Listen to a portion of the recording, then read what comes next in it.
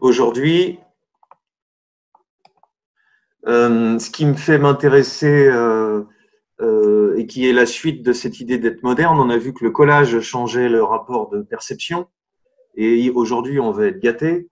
On a vu également que les nouveaux langages commençaient à arriver, des façons de travailler sur le rythme. Et aujourd'hui, je voudrais vous montrer ce qu'on va voir là en fond d'écran, qui s'appelle le futurisme anglais, ce que personne ne connaît du tout, puisque depuis que ça m'intéresse, j'ai beaucoup cherché, il n'y a pas beaucoup de choses, puisque le futurisme est avant tout italien, et on va voir en quoi. Et d'ailleurs, le futurisme italien lui-même, on va le voir, c'est ce qui définit vraiment la modernité dans les années 1905-1910. 1909, le manifeste futuriste. Et c'est très drôle comme les livres d'histoire de l'art français ont tendance à donner une place importante au futurisme, mais à rester un peu loin de ce qu'on va voir aujourd'hui, les Italiens, les Russes et les Anglais. Je voudrais revenir sur ce que je commençais à aborder hier, la conception du temps. Alors attention, on va commencer, ça fait mal aux cheveux. Deux philosophes qui vont en 1905, le premier c'est Edmund Husserl que voici, et le second c'est Bergson qui va faire un livre qui s'appelle Essai sur les données immédiates de la conscience, que je vais vous résumer en 2 phrases. Husserl, il invente un truc dont vous avez nécessairement entendu parler et que vous n'avez presque nécessairement pas compris, puisque moi, des années plus tard, je me méfie de dire que quand quelqu'un a compris. Il invente ce qu'on appelle la phénoménologie.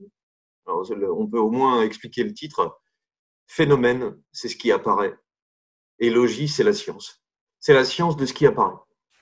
Et là où ça m'intéresse de vous expliquer ça maintenant, c'est que je vous ai expliqué que la modernité, c'était une conscience différente du temps. Et ce que Husserl va étudier, c'est dans la suite de Hegel. Et puis plus tard, il y a un autre phénoménologue, je vais me faire couper en morceaux, mais c'est Heidegger en gros. Et la citation qu'on montre souvent aux étudiants de première année de fac, c'est que toute conscience est conscience de quelque chose, c'est-à-dire que je perçois.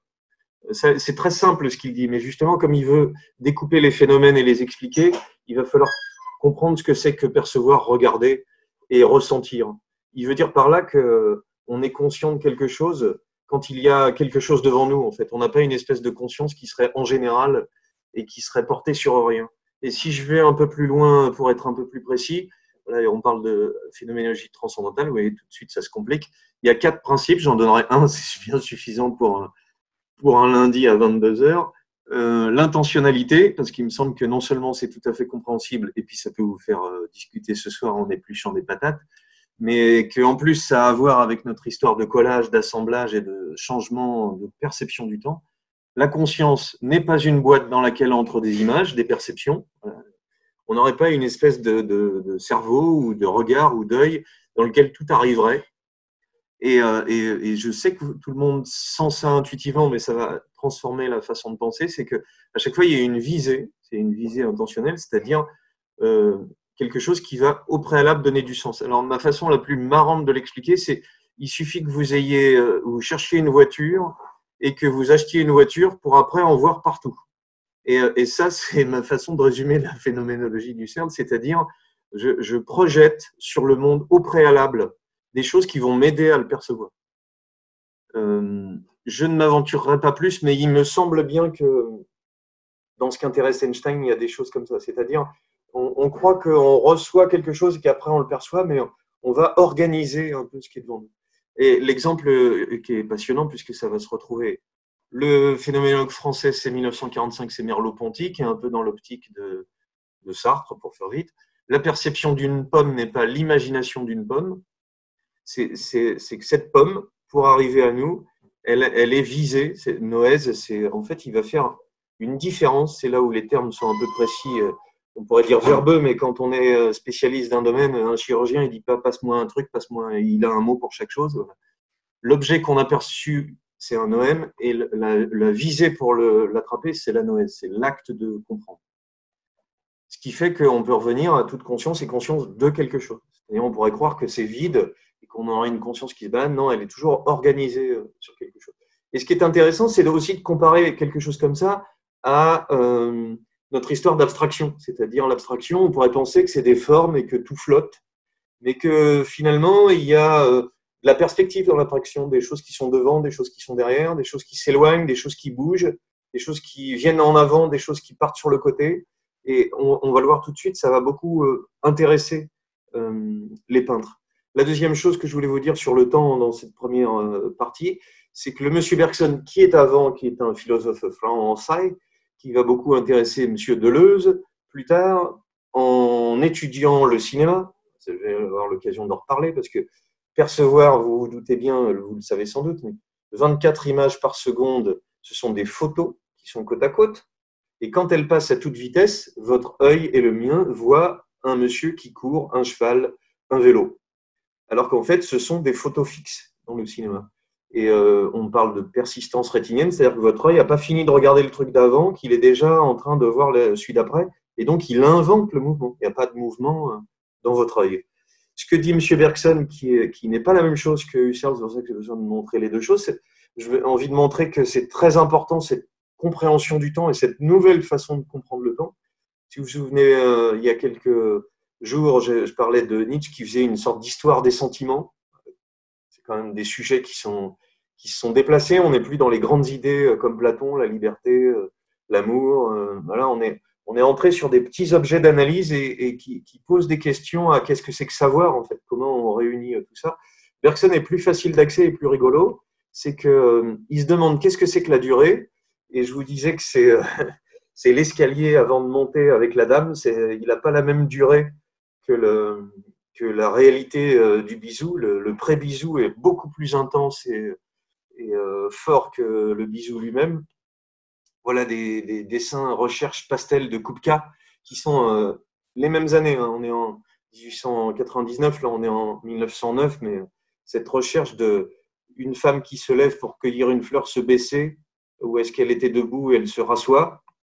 La distinction que fait Bergson, qui est simple, c'est la différence entre la durée et le temps. Voilà ce que je viens de vous résumer avec cette histoire d'escalier. En fait, le temps, c'est ce qui se mesure techniquement, on peut le couper en morceaux sur une horloge. La durée, c'est ce qui est ressenti. C'est très simple comme distinction, c'est le rêve pour les étudiants, les élèves de lycée, mais c'est déjà une façon de comprendre que dans le temps, il y a le temps objectif, le temps subjectif, et que par contre, la différence, elle devient un peu compliquée. Et si jamais on s'amusait, parce que la philosophie vous ennuie, à penser à d'autres choses, les romans russes de ces époques-là, truffés de personnages, le théâtre russe qui joue sur cette pièce de théâtre en un acte où le personnage qui est là fait évoluer sa perception du monde. Voilà. Ce que Bergson dit, c'est que la conscience, c'est entre ce qui est passé et entre ce qui va arriver. Finalement, c'est rien de plus. On croit que c'est le plus important, le présent, mais pour Bergson, le présent, c'est le trait entre avant et après. Ce qui change complètement la façon de percevoir. Et voilà la bascule de Kupka qu'on verra plus tard, c'est que de ses recherches sur non seulement le mouvement et le mouvement ressenti, il y a, je vous le disais, des lignes, en fait, des trames.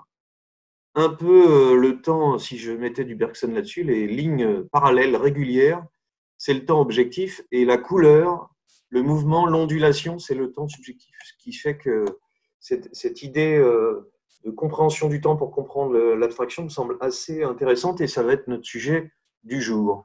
Parce qu'il y a un petit truc pas rien qui va arriver dans les années 1905 puis 1917, c'est qu'en Russie, des gens vont avoir l'idée que le tsar, c'est-à-dire, je l'ai dit au tout début, le premier cours, quand un roi succède à un roi, succède à un roi, on a une espèce de temps infini, en fait. Il n'y a pas d'élection, il n'y a pas de rythme cyclique de retour aux urnes. On a un temps, une sorte de durée, si je reprends les mots du philosophe. En faisant la révolution, c'est une Terre qui tourne sur elle-même, la révolution, une planète. Et donc, en arrêtant ça, d'un seul coup, il se passe quelque chose de nouveau. C'est pour ça que j'ai parlé tant de politique et d'action politique qui voulaient couper ce fil. Et c'est ce qui se passe avec la Révolution française au début romantique, parce qu'on coupe la tête du roi, donc ça ne peut pas repousser. Il se passe autre chose d'un seul coup. Et ici, il s'agit d'organiser le monde d'une nouvelle façon. Et je trouvais assez fort en voyant cette photo de 1917 et de la perspective Nevsky et du cinéma que vous allez voir arriver après avec Eisenstein. Et comment ce qu'on avait vu en peinture commence à arriver dans la photographie témoin, dans le cinéma, pour rendre compte de ce mouvement qui est réel en fait. Et ça va nous donner des découvertes merveilleuses. Alors soyons simples, des futuristes italiens, des futuristes russes et des futuristes anglais. Voilà, avec une petite conclusion ouverte sur la France qui va revenir. Les futuristes italiens sont le mouvement, soyons simples, on ne fait pas dans la demi-mesure.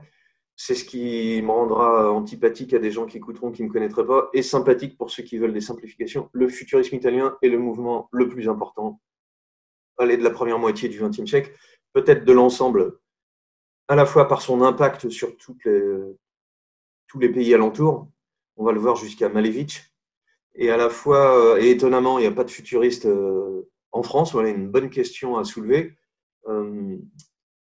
Il se passera d'une autre façon. Il y a des choses chez Villon, chez Delaunay, chez Picabia qui recherchent le mouvement. Mais qu'est-ce qui fait que ce mouvement-là est au centre de tout? Premièrement, il va écrire un manifeste. Courbet avait commencé, mais il va éditer un manifeste. Il va accumuler les scandales, foutre le bordel dans les galeries, mettre de la presse de son côté. Ça va être le foutoir absolu. Et aller dans tous les domaines de la création, mode, intérieur, graphisme, ça va être une révolution graphique la plus importante du début. Musique, l'art des bruits, voilà, s'intéresser à tring, tring, tring, prom, prom, prom, on va voir ça après. Le futurisme transforme non seulement la réalité perçue, mais l'art et la façon de faire connaître le travail artistique. On va être entre 1909 1915, puisque une autre des choses impressionnantes du futurisme italien, c'est qu'il va être plutôt preneur de tout ce mouvement de machines, de révolution et de la guerre. Un peu curieux d'aimer la guerre, mais la guerre, c'est aussi le mouvement. Voilà, trois artistes en avant. Boccioni, on est au début du futurisme, on voit ce que ça doit à la peinture fauve, à la peinture pointillisme. Mais si vous vous en souvenez, j'ai parlé des Macchiaioli, des impressionnistes italiens. Donc, et si on dit peinture fauve, je ramène encore, je franchouillardise le travail, alors qu'en fait, il y a une peinture impressionniste italienne très dynamique qui va jouer avec cette perception et cette couleur. Et donc, Boccioni connaît cette peinture. Et donc, quand il travaille sur des modèles, voilà, c'est à la fois un nu de dos, mais c'est effet de soleil. Donc, on est au cœur des recherches qui avaient intéressé les impressionnistes français. Tous ces gens-là en Europe circulent et connaissent le travail les uns des autres, voyagent un peu. Et on le retrouve ça dans ce livre de Béatrice Joyeux-Prunel. Mais très vite, voilà les choses qui changent pour Boccioni. La ville qui monte, le sujet de la ville, je vous avais dit, était une façon de montrer tout ce qui se passe. Voilà, un train vu du dessous, mais des séries de verticales, notre espèce de scansion. Clang, clang, clang, clang, clang, tout ça se répète. Et parce que pour faire comprendre le mouvement, les enfants, il faut un repère vertical fixe. Hein. Si je donne cet exemple-là qui me semble le plus remarquable, si quand quelqu'un danse, le caméraman danse aussi, ben, rien ne bouge. Si vous sautez avec celui qui saute, eh ben, plus personne ne saute. Il faut un repère fixe. Et c'est bien la difficulté de filmer le sport et toute l'ambiguïté que ça suppose. Il nous faut des choses. Donc voilà, des repères verticaux, des choses assez contrastées, claires, foncées, simples de couleur, aussi orangé, bleu. Mais on sent déjà le mal de mer qui arrive. Et voilà les personnages qui auraient pu. J'exagère à peine, hein, on est en 1910 et je fais un saut de. J'étais en 1810 avec Géricault, mais avec un peu de drogue, Géricault, il pourrait peindre des choses comme ça. Voilà, le rouge qui est ici, c'est un cheval. Hein, le nez, les oreilles, la crinière, tout ça s'envole. Et c'est la touche ouverte, sautillante, qui donne une grande liberté. On le voit sur le bas. Hein. Elle est dans un sens orienté, dans un autre. Elle s'excite, cette touche. Et Boccioni, assez vite, ne va pas basculer. On est toujours à la fleur de l'abstraction. État d'âme, ceux qui partent. Là, on voit qu'il y a des portraits, des personnages qui regardent, des personnages qui dorment ou comme des masques. On voit l'emprunt au cubisme. Mais dans ce rythme systématique, le futurisme italien va s'intéresser toujours au mouvement, toujours au déplacement, donc beaucoup plus aux obliques, beaucoup plus au décadrage, beaucoup de verticalité. Et Tadam, ce qui reste, c'est le pendant. Ceux qui partent, ceux qui restent. Vous vous rappelez, avec Monet, l'œuvre, c'est une plus une plus une plus une. Et c'est le regard du spectateur qui bascule de l'un à l'autre qui devient important. Et Tadam, les adieux. On a dit que la découverte de la typo, c'était pas rien. De l'écriture dans l'image, c'est pas ce qu'on est habitué à avoir. Les cubistes ont commencé ça avec le collage. On peut télescoper des choses. Voilà, un pylône qu'on aperçoit, la locomotive, la fumée, ce qu'on avait vu chez Monet, des grands mouvements à droite à gauche qui tournent, des angles, ça on l'avait pas vu chez Monet, des angles ouverts, des petits repères simples qui font que la toile tourne. La toile est continuellement en train de sortir. On peut la basculer, on verra tout de suite que ça entre par vagues, ça entre par oblique et par pointe. Il y a un jeu de graphisme très différencié. Il y a un vocabulaire de composition, on va dire, par angle, par chose brutale qui se connecte et qui se pousse, qui n'est pas rien chez Boccioni. Les forces d'une rue, on n'est pas loin de l'abstraction. On a encore, grâce à ces compas renversés, des éléments qui passent les uns devant les autres et qui créent un éloignement, une perspective. On a un contraste très puissant, clair foncé, mais on a en même temps une reprise de ces faisceaux de lumière. Est-ce que ce sont une voiture qui viendrait vers nous, un spot, une lampe? Est-ce qu'on n'est même pas peut-être au-dessus de l'image vue du ciel? On aurait quelque chose qui s'écraserait, qui nous amènerait aussi à avoir une perception de face et du dessus. Donc encore un mouvement de la tête, voilà, qui fait qu'à l'intérieur de visages, de figures que peut faire Boccioni, une déconstruction importante. Et on le voit sur quelque chose qui est plus calme, plus serein, finalement, cette femme penchée qui regarde la rue, une carriole qui passe, le cheval, le chapeau de celui qui circule, les gens qui circulent dans la rue, ça se prolonge par là, voilà, la perspective continue. On est, vu le nombre de fenêtres, très en hauteur, mais en même temps, les fenêtres ont basculé dans l'autre sens, donc on est vu du dessus, puis on est vu de côté, mais surtout on est dans une vision qui s'appelle simultanée, puisque sans doute c'est le reflet du visage dans la vitre, ou alors une vision d'un côté et de l'autre, que je trouve finalement plus convaincante que celle des cubistes. On parle souvent du peintre Braque Picasso qui tournerait autour de l'objet, qui est du dessus, du dessous, on l'a vu, mais qui a simplifié l'image jusqu'à devenir un code et plutôt à amener l'image vers de la plasticité, vers le tableau lui-même, en fait, la représentation du tableau lui-même. C'est Malevich, on le verra plus tard, qui dit dans le cubisme, il y a encore une tâche précieuse, celle de ne pas rendre les objets, mais de faire le tableau. En fait, il s'agit dans le cubisme d'avoir quelque chose qui est une surface. J'exagère pour le faire comprendre. On pourrait, comme une planche à dessin, comme une planche à saucisson ou à repasser, le tableau est posé à plat, on est au-dessus et on le regarde. Qu'est-ce qui se passe? Comment ça circule? Quel labyrinthe c'est? Par où on rentre, par où on sort? Là, ce qu'on a devant nous, c'est encore à la verticale et ça a tendance à pencher vers nous et à nous faire basculer, à perdre les repères. Celui-là, je l'aime bien. J'ai un copain qui est fan de foot. On a le dynamisme d'un joueur de foot. Alors, quand je le montre à toutes des générations d'élèves, on cherche où est le ballon. On a pensé quelquefois qu'il était ici. On a pensé que peut-être c'était la décomposition d'un joueur qui était en train d'avancer. On n'a plus grand-chose, mais on a de la vie et de l'énergie chez Boccioni. Et chez Boccioni, un chef-d'œuvre, on voit peu de sculptures. Et là, c'est l'occasion d'en voir une merveilleuse.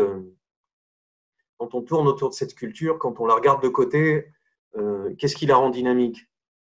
Tout le corps est oblique parce qu'on a deviné assez vite qu'on avait devant nous sans doute un personnage, des fesses, l'arrondi d'une cuisse, les genoux, les pieds, la tête avec les épaules.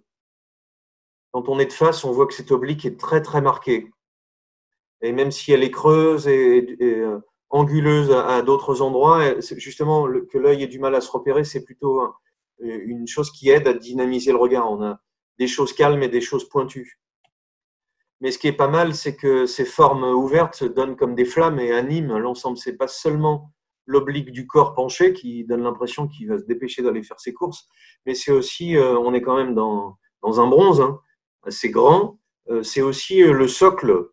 Vous vous rappelez de l'homme qui marche de Rodin, on est un socle qui est pas très grand, on n'est pas dans un piédestal. Par contre, le fait qu'il soit rectangulaire ajoute les morceaux de sucre se sont décomposés pour que le personnage avance. Et nous voici sur le second, balade, on était à Boccioni, qui est plus facile d'accès pour ceux qui auraient du mal à basculer vers l'abstraction, le dynamisme d'une petite fille sur un balcon. On a des dessins d'études et toujours mascantion verticale qu'on retrouve dans les études de photos de ces époques-là, de Muybridge ou d'Étienne Jules Marais, de avoir leur paire verticale qui permet d'eux, et puis la répétition des chaussures font que on voit bien que la tête se retrouve régulièrement, le petit jupon de la petite fille, et puis les chaussures, même si les chaussures ne sont pas construites de la même façon et que certaines viennent plus devant par le foncé que vers l'arrière. Le même Bala fait le dynamisme d'un chien en laisse. On a quelque chose qui est plus compréhensible, plus facile, presque plus amusant, mais dans la façon de le faire, quelque chose qui a l'air plus illustratif, les chaussures, le petit chien rigolo, la dynamique. Voilà, rien n'est droit. Dans les lignes blanches qui sont derrière, on est ton sur ton. L'œil est plus calme pour laisser ressortir le chien, mais par contre, quand on le regarde de près, ça vibre, hein, ça avance pas mal et ça avance pas parallèle au bord. Regardez, même la signature, elle est dans l'espace en oblique. Et un chef-d'œuvre aussi de Bala encore. Là, on était en 1912. Je l'ai montré pour cette fée électricité qui intéressait Garcia, le philosophe, qui résumait la modernité à la fascination pour l'électricité. La lune, le lampadaire, donc les deux rythmes électriques, le foncé, le contraste du foncé au très clair, jusqu'à pour que tout devienne lumineux et vous arrache les yeux, un trait de foncé par endroit, mais surtout un art de l'éclatement, étoiles, petites chips cassées, puis petites brindilles, puis petites brindilles à angle, puis crochets qui vont s'évasant de plus en plus. Oui, la signature est à l'intérieur, on la voit à peine ici. Le dynamisme d'une automobile chez Bala, c'est une façon de s'intéresser aux objets tout à fait contemporains, tout à fait modernes. Ils vont le dire dans leur manifeste qui arrive tout de suite. Et des recherches qu'il appelle compénétration iridescente, c'est-à-dire des choses sur l'optique, sur la façon dont votre œil a un peu de mal à se calmer si je vous mettais ça comme papier peint dans votre chambre. Le Bala va s'intéresser beaucoup, et Russolo juste après, le dynamisme des objets en mouvement, le vélo, la voiture. Chez Severini, le troisième, celui-là est plus classique finalement, la danse du pampan au Monico, une danse à la mode, une façon de montrer que le serveur est ici, il se démène ici pour servir, et que la fille qui est en rouge est montée sur la table pour danser. Le serveur, tiens, il est là dans le fond, et puis il revient par ici. Comment faire comprendre le bruit? On est dans une sorte de réponse à ce que Lautrec faisait avec Moulin Rouge, Moulin Rouge, Moulin Rouge. Plus de zones stables, plus de repères calmes. Tout est explosé. Voilà. Chez Severini, on est dans de la broderie, presque les formes sont éclatées pour faire des danseuses jaunes. Et rappelez-vous la comparaison qu'on pourrait voir avec Émile Nolde, qui faisait des danseuses dont le contraste de couleurs empêchait de regarder correctement. Là, Severini va parler de rythme plastique. On commence à rentrer, même si on a encore des repères visibles. Et Valentine de Saint-Poix va inventer des danses-poèmes qui vont faire que dans des expositions futuristes, il y a aussi de la danse, aussi des interventions improvisées, puisqu'il s'agit que le mouvement de la vie soit au cœur du tableau et de ce qui est montré, et le début de la performance qui va commencer à arriver. Le quatrième, après Severini, Bala, Boccioni, Russolo, voilà, basculer la toile. Si on la bascule encore, on voit à quel point non seulement les pointes ne rentrent pas verticalement, elles se déplacent, et comment le contraste foncé froid-chaud, et comment l'avancée des personnages donne une dynamique très puissante, le dynamisme d'une automobile. Car ce qui intéresse les futuristes, l'art des bruits, qu'est-ce qui fait que cette évolution de la musique est parallèle à la multiplication grandissante des machines? Est-ce que le bruit pourrait être considéré comme un son? Est-ce que le bruit pourrait être considéré comme une musique? Vous imaginez le scandale que ça suppose, et heureusement, l'histoire va m'aider à aller plus vite. La musique électronique, la musique bruitiste, c'est une façon d'utiliser du matériau brut, comme le collage en fait. Je colle une carte à jouer, je colle un clou, ben là, je prends un son, je le sample, je le colle, je le rassemble et je monte une transformation du son. Russolo va aussi inventer des machines, ça s'appelle un ululeur, pour fabriquer des bruits, des machines qui feraient des bruits. Et l'équivalent qui est passionnant, c'est en graphisme, dans la façon dont Marinetti, le poète principal, certains, dont Marinetti, vont être assez proches du pouvoir fasciste, hein, puisque cette idée d'énergie du monde et de bousculement par la guerre va les intéresser, coller, assembler des mots pour donner un équivalent de ce bruit de la ville qu'on aurait partout, et donc un travail sur le graphisme passionnant, puisque quand vous regardez les mots noirs, vous les voyez en même temps et pas à la même vitesse que les mots rouges. Vous regardez à gauche qu'il y a un rose et à droite qu'il y a un violet, c'est ce que le poète vous demande. Le poème va devenir un objet visuel, voilà, circulation des arts des uns avec les autres, une façon de lire à différentes vitesses le poème. Et si vous avez à lire ce poème-là devant tout le monde, bah, vous allez, chacun de nous à notre tour, on ne va pas le lire de la même façon. Donc la partie d'improvisation va devenir importante.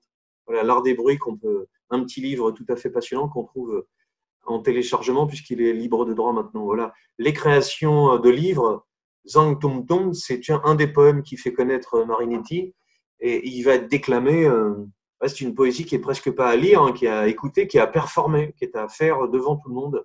Et c'est une façon de transformer la typo, de travailler la page de l'auteur comme un espace de liberté. Et Fortunato De Pero va même jusqu'à créer un boulon qui assemble le livre. On aura l'équivalent de cette fascination pour les machines dans un peu d'architecture futuriste de Santelia, qui va plutôt faire des dessins qui vont passionner l'expressionniste allemand. Et puis, les voici, Russolo, Marinetti, Boccioni, Severini, qui ne vont pas rigoler. Un manifeste futuriste qu'on retrouve en couverture du Figaro en 1909, qui va annoncer mépriser toutes les formes d'initiation. Les critiques d'art sont inutiles et nuisibles. Contre le nu en peinture, aussi nauséeux et assommant que l'adultère en littérature. Le dynamisme universel doit être donné en peinture comme sensation dynamique. Et ce qu'ils diront un peu après, c'est que une voiture avec ses tuyaux qui projettent de la fumée est plus belle que la victoire de Samothrace. Ces gens-là ne vont pas faire semblant de s'engager, ils vont dire que la guerre, c'est la seule hygiène du monde, et ils ne vont pas faire semblant de s'intéresser à la guerre, ils vont s'y engager, et ils vont, pour certains, y mourir. La guerre est le plus beau poème futuriste paru jusqu'ici. C'est pour ça que ce paradoxe, c'est de voir des gens qui sont si créatifs et qui vont dans le mur volontiers. Le futurisme marque l'introduction de la guerre dans l'art, avec tout ce que ça suppose de scandales et de choses que vous allez voir dès demain avec Duchamp et avec les futuristes russes. Voilà, l'équivalent de la guerre, c'est les pointillés, la typo qui se répète dans cette danse serpentine de Severini, Godievreschka qui représente des hommes en train de tirer, des choses peintes sur des choses imprimées, des vues du dessus, jusqu'à cette idée de manifeste d'aéropeinture, c'est que la vision du dessus qu'a un capitaine d'avion serait peut-être une avancée énorme pour la peinture de demain. Et nous voici avec l'influence des futuristes. Les futuristes vont se retrouver en Russie. Voici Larionov et Goncharova, un couple passionnant qui vont inventer autre chose, mais à partir du futurisme. Voilà ce que peint Larionov quand il fait le portrait de Goncharova en 1903. Voilà les débuts de Larionov, qu'on connaît peu en France, hein, même s'il va venir en France, on va reconnaître un copain bien connu. Un intérêt pour quelque chose de primitif qu'on avait vu chez les Fauves, retour à la case brutalité. Et une exposition du Valet de Carreau qui va présenter en 1910, et Malevich va passer par là, on va le revoir juste après, des choses les plus simples possibles. Et quelque chose, vous vous rappelez que Picasso a été voir du côté de l'art africain et du côté des sculptures ibériques.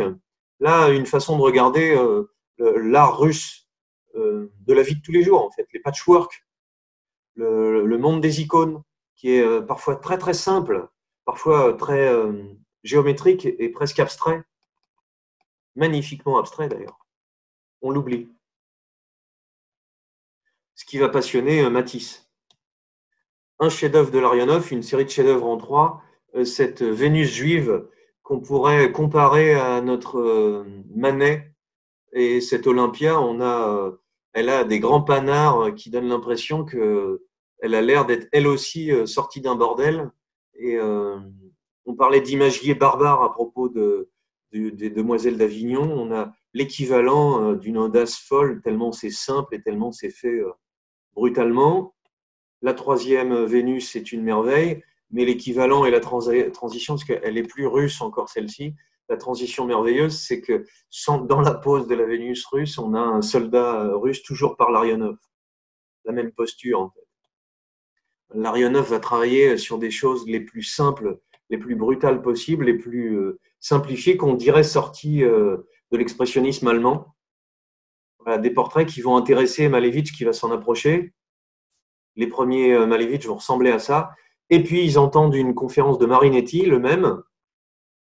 Ils s'approchent de ça et ils vont inventer, à la suite de cet initiateur littéraire, le rayonisme, c'est-à-dire, vous voyez, comme sa peinture se transforme, exprimer une dynamique du regard par rapport à certains objets. Comment l'objet suggère une quatrième dimension hors de l'espace et hors du temps, c'est-à-dire comment, partant d'un objet, il a l'air d'avoir comme des rayons autour et comment ce dynamisme-là empêche de percevoir. Vous voyez comment le rayonisme de Larionov et Goncharova va presque plus loin que le futurisme italien. On ne sait plus où regarder, on cherche l'objet, on ne le trouve plus, on voit la dynamique, les vibrations inspirées de l'énergie matière et de la radioactivité. Voilà, la fascination pour ces objets modernes. Là, on a encore une tête de taureau, mais elle est bien loin de disparaître. Et voici l'impact que ça va avoir. Le groupe Valet de Carreau, on retrouve Larionov et en jupe Goncharova qu'on va retrouver juste après. Encore Larionov. Le Malevich qui va s'intéresser à cette peinture peint comme ça d'abord, puis va peindre ensuite assez vite comme ça. Cette abstraction-là qu'on va retrouver dans 2 jours, elle est dynamique en fait. Elle est là pour premier Malevich, deuxième Malevich très inspiré de ces simplifications paysannes, troisième Malevich mettre des objets qui flottent et qui ont une dynamique. Et ça s'appelle réalisme d'un joueur de foot. Et là aussi, on a le ballon, mais on n'a plus le short. Larionov et Goncharova vont rencontrer Bakst, et qui est dans le coin Guillaume Apollinaire, qui écrit un catalogue d'exposition pour cette expo rayonniste. Et donc, on a au dos d'un tableau de Larionov une dédicace à Apollinaire. Toujours là dans le coin, Goncharova et Larionov vont retrouver Stravinsky et Bakst pour dessiner des décors de théâtre. Fin de l'épisode futuriste russe, mais pas sans conséquence, on le verra dans 2 jours. Goncharova, j'aime beaucoup cette femme et j'aime montrer que les femmes ne sont pas à la traîne dans cette histoire. Voilà ce qu'elle peint en autoportrait avec des lisses jaunes. On a du brutal, alors qu'on voit une femme bien élégante avec Larionov et Léonine Massine en train de se balader à Ouchy. Voilà, portrait de Verlaine, du brutal, hein. Des catcheurs, une femme avec enfant au puits. Un art très très simplifié, très à angle fort en fait. Paysans au travail, voilà, montrer le travail. Vous vous doutez que dans ces années 1910-1911, on s'intéresse avec cette bouscule communiste russe révolutionnaire à toutes ces formes de représentation du paysan. C'est pas seulement un intérêt comme en France pour du folklore. Il y a un intérêt politique à l'intérieur de ça. Voilà, Goncharova, on est sans titre, mais on a une dynamique qui fait bien penser à ce qu'elle a vu du futurisme et du dynamisme de l'ensemble. On a encore des choses, on va dire folkloriques, si je peux me permettre, mais des choses qui, chez Goncharova, basculent dans du futurisme et pas qu'un peu, peut-être plus fort encore que Larionov.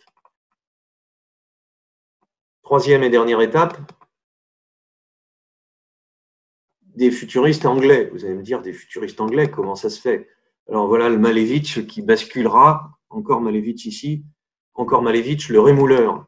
Avant de faire un carré blanc sur fond blanc, on le verra dans 2-3 cours, il s'agit de suivre le mouvement et de s'intéresser à cette représentation du mouvement.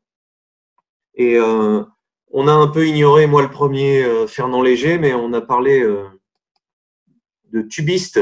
Et cette fascination pour les objets métalliques se retrouve dans cet intérêt pour les machines qui vient du futuriste, qu'on a retrouvé chez Picabia, mais qu'on retrouve chez Fernand Léger. Fernand Léger, finalement, s'intéresse au mouvement lui aussi, il va s'intéresser au cinéma, même on le verra avec Duchamp, parce que Duchamp est quelqu'un qui s'intéresse beaucoup aux machines. Et une machine, c'est fait pour bouger, hein. C'est même son principe. Cette fascination pour les machines, c'est aussi quelque chose qui est au cœur de cette modernité et au cœur de cette peinture, pas du tout chez les cubistes. Et c'est ça qui m'intéressait de montrer, c'est que ce qu'on va appeler le cubo-futurisme et le rayonisme chez les Russes, c'est une façon de s'intéresser aux objets, à leur plastique, le son cubiste, mais d'aller bien au-delà en suivant les futuristes, de regarder la dynamique du pied de celui qui appuie pour faire marcher sa roue et aiguiser son couteau. Voilà, le Malevich, l'aviateur, c'est aussi, dans l'exposition en Angleterre qu'on va voir tout de suite, une façon de mélanger des objets de la vie de tous les jours, des symboles simples et de l'écriture, justement. Chez les Russes, on verra ça dans 2 jours, un intérêt pour de la sculpture qui devient un mobile. Lorsqu'en 1910, Marinetti se rend en Angleterre pour délivrer son discours futuriste aux Anglais dès 1910. 1909, manifeste futuriste dans le Figaro. Il trouve face à lui de jeunes peintres bien informés des derniers développements de la peinture parisienne. Wyndham Lewis, je n'ai pas le temps d'en parler, peut-être dans la leçon 38 qui est ouverte, proche du groupe de Bloomsbury dans lequel il y avait un groupe d'anglais, une chambre à soi, l'écrivaine anglaise Virginia Woolf. On ne peut pas me souffler quand je suis le seul à avoir le micro. Wyndham Lewis est proche du groupe de Bloomsbury, puis va s'en détacher. Si vous avez l'occasion de regarder ce groupe de Bloomsbury, magnifique peinture autour d'eux. Chef de file de l'avant-garde britannique, séjourne à Paris où il a connaissance de tout ce milieu des œuvres cubistes et invite Marinetti en Angleterre. Il invite tous ces gens-là. Voilà, Wyndham Lewis, il est là, assez connu. Peintre futuriste italien montré en 1912 à Sackville Gallery. Scandale, et c'est là où je voulais en venir aujourd'hui, le futuriste devient le terme générique qui qualifie toute expression d'avant-garde.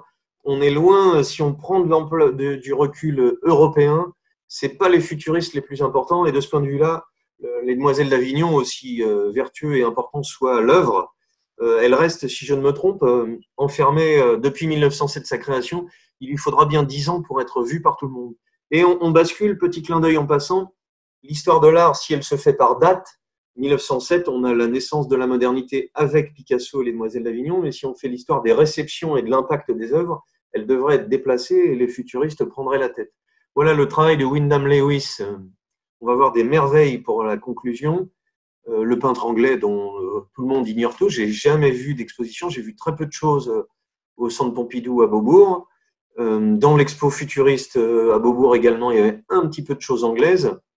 Il va s'intéresser à cette déconstruction de l'espace, à cette influence des masques et de la figuration simple. Voilà, on a des choses qui sont très belles, de couleurs, qui ne sont pas révolutionnaires, mais on a bien dit depuis cette compréhension d'un mouvement moderne comme international, peut-être que ce n'est pas le premier qui est le plus intéressant.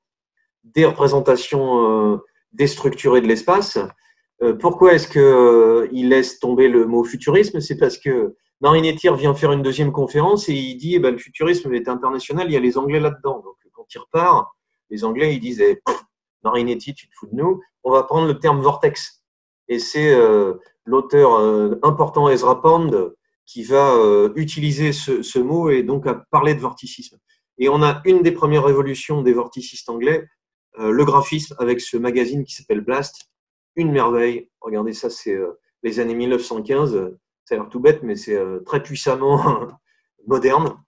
Voilà, la dynamique de lecture, les lignes, les courbes, la gravure sur bois qui permet de Wyndham Lewis, qui joue avec le décalage du titre, un modèle même pour les Russes de construction graphisme. On va faire un petit chapitre sur le graphisme. Voilà, le travail de Wyndham Lewis, une déconstruction de la ville, des choses inconnues, très très peu vues.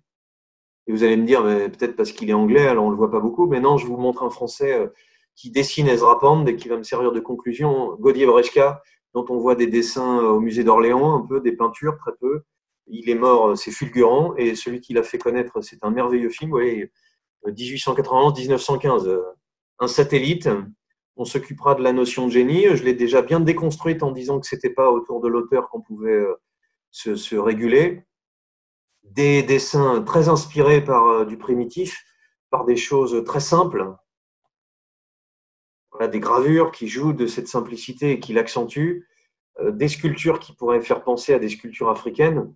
Une grande sauvagerie chez Gaudi Brechka qui est très belle, très puissante, très surprenante. Et ce film de Ken Russell de 72, Le Messie sauvage, qu'il faudra que vous alliez voir, soit en regardant si sur la bibliothèque c'est pas téléchargeable en ligne, un peu punk, hein, parce qu'il aime aussi bien le sexe, le Gaudier en question, mais tout à fait déstructuré, hein, cherchant à copier son modèle. Le seul futuriste français, le voilà, Félix Delmarle. Et puis un petit retour à la France pour me servir de sortie. Jacques Villon, dont j'avais parlé un petit peu, qui était plutôt du côté du cubisme, plutôt décoratif, plutôt en couleur, va, dans cette belle gamme de couleurs, travailler sur le rythme de déstructuration du regard. Je disais au tout début avec la philosophie, qu'est-ce qu'on voit, à quelle vitesse je perçois, comment on passe d'un temps objectif rythmé à une durée subjective. C'est tout ce mouvement-là qu'on a vu aujourd'hui. Et puis le Duchamp-Villon est aussi un des frères, Jacques Villon juste avant. Duchamp-Villon, le frère, représente des personnages en mouvement avec ce chef-d'œuvre du cheval vapeur, association cheval, vapeur, un petit Baudelaire en passant. La forme, je tourne autour, et ça me servira de conclusion facilement. Voilà, elle est une forme fuselée qui vient de la machine, une déstructuration, mais qui fait penser au rouage, à l'engrenage, et on avait loupé entre Duchamp, Villon et Jacques Villon. Et ben, au milieu, il y a un petit jeune. Suivez-le bien, on le reverra dès demain. Et sur la machine, il est assez champion. Marcel Duchamp, nu descendant l'escalier, ça bouge, hein, c'est du mouvement. Mouvement de la machine. Et même poser une bicyclette et la faire tourner, c'est de la machine en place. Le lancement de la modernité est parti et ça ne va plus s'arrêter. À demain, en vitesse.